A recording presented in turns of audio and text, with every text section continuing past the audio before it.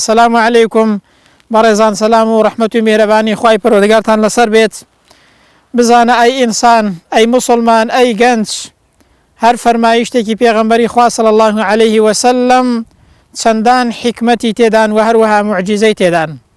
یەکێک لەو فەرمایشتانە ئەوەیە کە پێغەمبەر صلی الله عليه وسلم لە فەرمایشتێکدا کە فەرمایشتێکی حەسەنە دەفەرمێ عەلەیکم بئەلبانی البەقەر، ئاگادارتان دەکەمەوە کە شیری مانگا بخۆنەوە.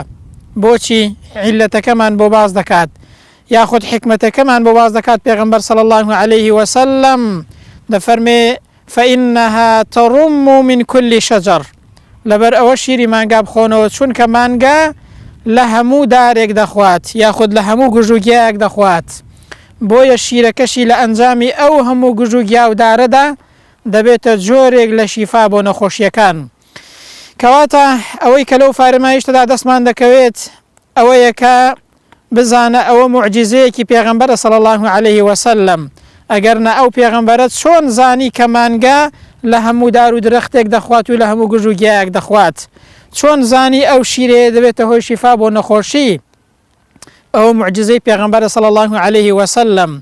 دووهەمیان ئەو پێغەمبەرە وما ينطق عن الهوى إن هو إلا وحي يوحى، هیچ شتێک لە خۆیەوە ناڵێ، ئەوەی کە دەیڵێت تەنها وحیە لەلایەن خودای پەروەردگارەوە پێی دەدرێت و هەروەها پێی دەگوترێت. إن هو إلا وحي يوحى، إلا وحی و سروشتە لەلایەن خودای پەروەردگارەوە بۆی دەکرێت.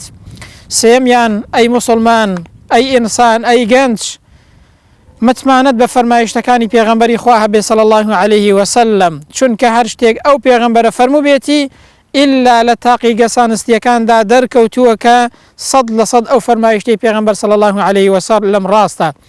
کەواتە پێویستە ئێمە زیاتر متمانەمان بە فەرمایشتەکانی پێغەمبەر هەبێ صلی الله عليه وسلم و زیاتر پێیانەوە پابەند بین، چونکە ئەوە لە بەرژەوەندی دنیا و قیامەتماندایە، هەر ئەوەش مایە سەرفرازی دنیا و قیامەتی ئینسانی موسڵمانە.